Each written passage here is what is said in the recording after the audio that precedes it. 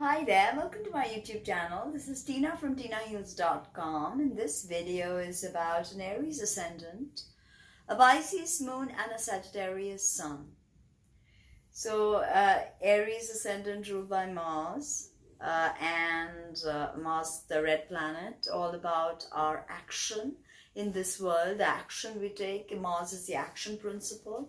It's also war and strife, competitiveness, combativeness, but to understand Mars is the key to your natal chart because it is your ascendant ruler. Your soul ruler is Mercury. So you have to understand that there's a certain point you have to give up the Martian expressions to understand the higher mind. That is Mercury. And this is cardinal, fire, very agitating, very destructive. According to esoteric astrology, there are two signs of death: Aries, Scorpio, and Pisces, and you have two of them in your natal chart. So two in the big threes. So this is heavy for you, to understand death and resurrection.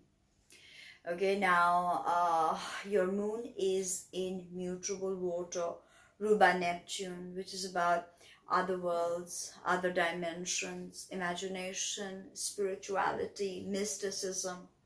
Aries archetype of the pioneer, Pisces archetype of the mystic, and your soul ruler is Pluto, ultimately about death and destruction, but rebirth and regeneration. Okay, it's a cyclical process. That is Pisces. Okay, Pisces moon, very sensitive. 12th house moon. Mother may not have been present for you. For some of you, your mother may have even expired. Okay, and you have a sun in Sagittarius, which is your ninth house sun. Interested in politics, presumably. Ninth house suns are very public, it's Sagittarius, so very into higher philosophies.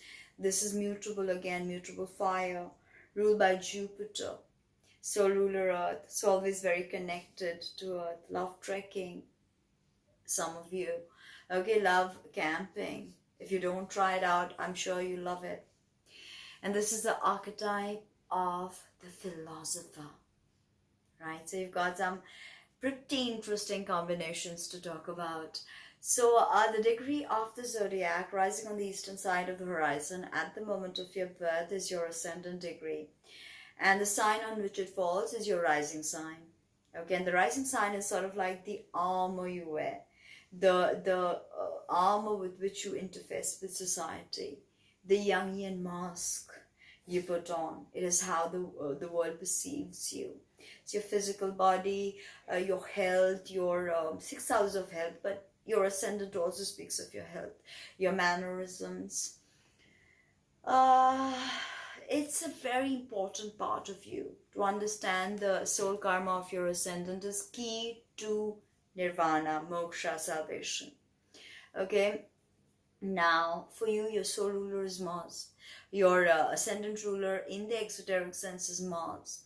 So the placement of Mars and the aspects it makes is very important. Okay, I told you ascendant is how you look. Mars rules the face, the head. So this is a very important part of your identity. Again, you may spruce it up, highlights and highlighters and red lipstick, Mars red. But even women with this combination I've seen tend to keep short hair.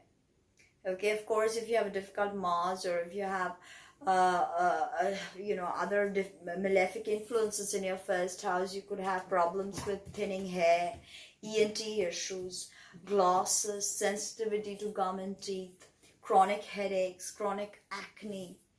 Okay, facial features very well defined, very sharp. Look in the eyes could be ruthless, because Aries is this Martian, is the first sign of the zodiac. Can also come across as selfish, because if you think about it, Aries is the infant of the zodiac, and with infancy comes a sense of selfishness. Okay, because the infant understands self-preservation. So the goal of Aries is as eminent astrologer Stephen Forrest puts it, should be enlightened selfishness. Because you are the archetype of the trailblazer, the Martian warrior, okay, who can go places we can't go, who can do things we can't do, because you're ready for the challenge. You can be quite the adrenaline junkie. Mars is also very libidinal. So that's an important part of you. Very libidinal and very dominant. Okay, there's definitely a dominant streak to you.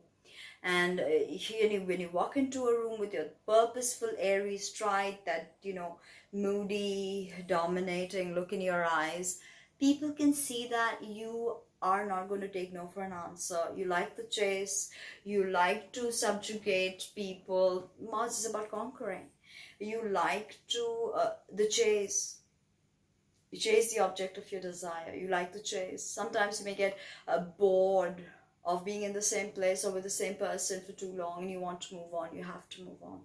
Because Aries is about new experiences. When the soul is born in the agitating fires of Aries, it is all about new experiences that the soul wants. It's the start of the zodiac, right?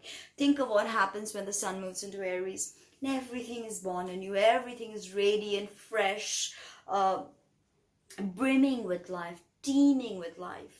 Okay, so that is the Aries energy signature, youthful, vibrant, and during hard aspects to Mars, especially when transiting Mars hits your natal Mars in a difficult aspect to Pluto, then you must remember to not drive under the influence, not get into road rage situations, to be very circumspect. You can be very quick moving, and that could also be the cause of you getting hurt. Be careful of freak fires during such difficult astrological times. Okay, because Mars, fire, right? And now moving on to your 12th house, Pisces moon. The moon is a very intimate part of us. It's our emotions, our connecting body, our emotional fluidity, how we are as mothers, how we will be as mothers, or how we are as mothers, how our mothers were to us. Okay, our sense of mothering, nourishment, nurturing, care is the moon. Okay, moon is water, of course, rules Cancer, and one would think that being in Pisces is a good thing, but not necessarily. Moon in Pisces, especially 12th house, which is the house of your undoing according to traditional astrology. But 12th house is also the house of your hidden spiritual gifts. Okay, so you could be very spiritual, very psychic with this, especially if you have Ketu conjunct your moon in Pisces like I do, the South Node. You can be very psychic. You can be into other worlds, deranged private worlds. You can be into, pseudo worlds, semi-real worlds, and you can just fluctuate between them. Think of the Pisces fish swimming away in two directions, the tug and the pull. And this is water, the realm of the unconscious, Neptune. Messages from Neptune are not of this world. It's not an energy we can comprehend. Pisces moon can be great actors if they can break out of their shyness, because they feel people. They feel the emotions of people. And because they're the last of the zodiac, oftentimes they see them a part of themselves in everyone. So they can portray different characters very well. They can be very enigmatic and mysterious as well, and very beautiful, very Piscean beautiful, Pisces moon. 12th house, house of incarceration, house of mental asylums, hospitals, hidden enemies, and so much. And having a moon there, you could have had a complicated relationship with your mother. Okay, a mother may have been too much into drugs or alcohol. You could be, turning to these things if you're going through difficult times, especially with the Pisces moon is so sensitive to the full moons and the new moons. But you can be very imaginative, very thoughtful about abstractions. You can grasp abstractions. You can feel there are parallel worlds. Like, you can understand that there are other entities. You understand thought forms. You can be a great channel, great medium. You can channel messages from the spirit. Okay, and always remember, ultimately, the sole ruler of Pisces is Pluto. So it is one of the signs of death according to esoteric astrology. So you have to die. And oftentimes also it is said that the moon sign becomes your biggest problem. after the age of 35, because you spend so much time developing these habit patterns and everyday scenarios that become the expression of your moon, that it can be an impediment to your soul growth. So that is something to think about, and mastering the karma of the Pisces moon, which is about sacrifice, which is about awakening the Christos within. The age of Christ was the age of Pisces. Let us walk ourselves back home. Let us walk each other back home. Ramdas said that after all, we are here walking each other back home. I think that is the key to the Piscean energy signature. Pisces rules the feet. Pisces rules melatonin, also the third eye pineal gland. So very spiritual, psychic energy with your moon in Pisces, okay? And your mother definitely taught you a lot about spirituality, even if it was a hard lesson, even if it was a blessing in disguise. And Pisces always has trauma, whichever house it sits in, whatever planets it holds. There's always a certain trauma with Pisces. So the way and moon is also a relationship. So relationships could be, a difficult thing. The fantasy and the reality just doesn't add up. Okay, so archetype of the mystic, tune into that mysticism. And Sag Sun. Sun in Sag is a powerful place because Sun is friendly to Jupiter.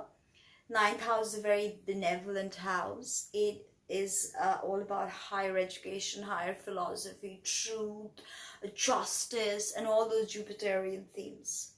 Okay, and remember, Jupiter always expands whatever it touches. And with the Sagittarius 9th house Sun, you're very expansive. And Sun is also how you want the world to perceive you. Ascendant is how the world perceives you. Sun is your father. Sun is your conscious awareness, how you shine, your leadership skills, okay? And with your Sagittarius Sun, you're definitely very progressive, okay? And very philosophical, but sometimes you may become a fanatic if your Sun is, difficult aspect of difficulty, and you may become a fanatic because Sagittarius is so much about treatise and doctrine that sometimes it's my doctrine is it. There's nothing beyond it, and that can give rise to fanaticism, okay, and Bible thumping and Quran thumping and fundamentalism. So that's something to watch with the Sagittarius Sun. This is about justice. You're very concerned with justice.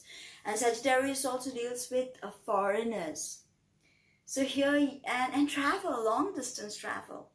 So ultimately you could be traveling to places. And Sagittarius is never a 5-star traveler. They like to get nitty gritty. They like to become a part of the culture of the country they are visiting. They like to be with the locals. They like to interact and enrich their experience of travel because they learn from that travel. That is the way they assimilate and integrate philosophies of life. So you're definitely very philosophic, very, very much into justice, truth, and doing things right. You could be blunt to a fault. Okay, you could be very blunt. And you've got Pisces and Sagittarius are both mutable. So there's a square happening with your Sun and your Moon, okay? Because Pisces water squaring your Sun in mutable fire. Okay, so there's always a conflict between your emotions and your conscious awareness, your father and your mother, your everyday habit patterns, and how you want to execute your soul karma in your life. There's always there could be a conflict with the square, but squares are also about mastery. So, you could see the mastery of your Sun and Moon. And traveling, because your soul ruler is the earth. So you're very connected to the earth, Sagittarius Suns. All of you, with any planets in Sagittarius, you are connected to the earth because she is your soul ruler. So ground yourself, because with all these three energies, I don't see much grounding happening. Aries starts things, can't complete. Pisces, not great with completions. Sagittarius, not good with completion, focus, concentration. Mutable, too much mutable. Cardinal, no, not enough fixed energy. So this could complicate things. Leave me a comment below and let me know what you think. Have you experienced this, or has life treated you differently? Visit my website and thumbs up, and please support me in any way you can if you like the content. Thank you.